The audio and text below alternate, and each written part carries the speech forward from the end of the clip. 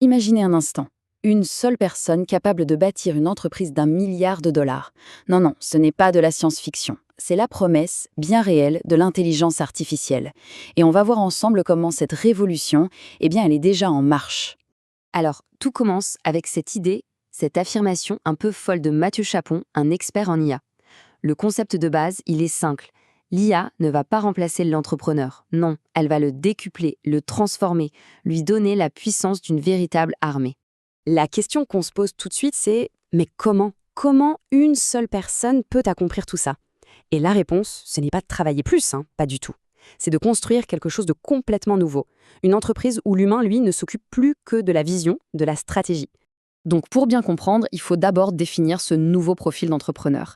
Attention, ce n'est pas un freelance et ce n'est pas non plus le patron de PME qu'on connaît. C'est vraiment une toute nouvelle catégorie.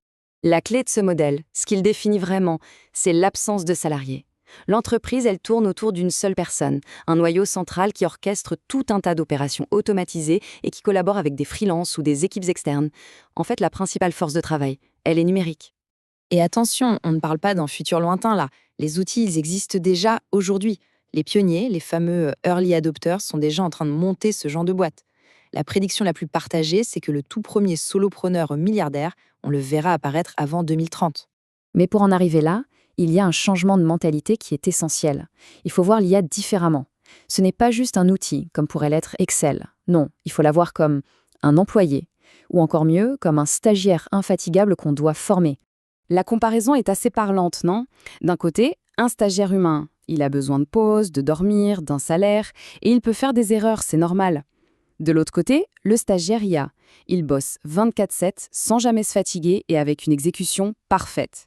Son seul vrai coût, finalement, c'est le temps qu'on va passer au début pour bien le former. Et former une IA, ce n'est pas juste un concept un peu flou, c'est un processus très méthodique. Ça commence par définir des objectifs clairs. Ensuite, et c'est crucial, il faut structurer toute la connaissance de l'entreprise. Après, on lui donne des données de qualité, on peaufine les instructions et surtout, on met en place une boucle de retour humain pour corriger ses erreurs et l'améliorer en continu. Et justement, ce point sur les données est absolument central. Regardez ce chiffre, 77%. C'est la part des entreprises qui disent que leur plus gros obstacle à l'IA, c'est la qualité ou la disponibilité des données. Ça veut dire qu'avoir une base de connaissances propre et bien structurée, ce n'est pas juste une option, c'est la fondation de tout le système. Bon, maintenant qu'on a la théorie, passons à la pratique. Une fois qu'il est formé, comment est-ce qu'on met ce fameux stagiaire numérique au travail? Prenons quelques exemples très concrets. Premier exemple, un problème que tout le monde connaît, je pense, être complètement noyé sous les emails. Les questions qui reviennent tout le temps, les demandes de suivi, c'est une perte de temps énorme qui nous empêche de nous concentrer sur ce qui compte vraiment. Et voilà comment un assistant IA gère ça. Étape 1, il classifie l'email. Est-ce que c'est une nouvelle demande, une suite de conversations? Étape 2, il plonge dans la base de connaissances pour trouver la bonne information. Étape 3, il prépare un brouillon de réponse. Et enfin, étape 4, il valide que la réponse est exacte. C'est une logique assez simple, mais d'une efficacité redoutable. Et le plus beau, c'est qu'il n'y a pas besoin de tout réinventer. Les outils pour faire ça existent déjà. On a des solutions comme HubSpot Email Writer ou Fixer pour l'automatisation des emails. Et pour la gestion des connaissances, on peut utiliser Notion, Q&A ou Guru. Tout est là. Allez, autre problème typique, la facturation et les paiements manuels. Créer la facture, l'envoyer, relancer, vérifier que c'est payé. C'est répétitif, ça prend un temps fou et c'est là qu'on fait des erreurs. Maintenant, imaginez le même processus, mais en mode automatisé. Une nouvelle vente arrive sur Stripe, ça déclenche automatiquement la création de la facture dans le logiciel de compta comme Wave, et dès que le paiement est reçu, hop, une petite notif est envoyée sur Slack. Résultat, zéro intervention manuelle. Et la colle qui permet de lier tout ça, ce sont les plateformes d'automatisation comme Make.com, Zapier ou N-Nathan.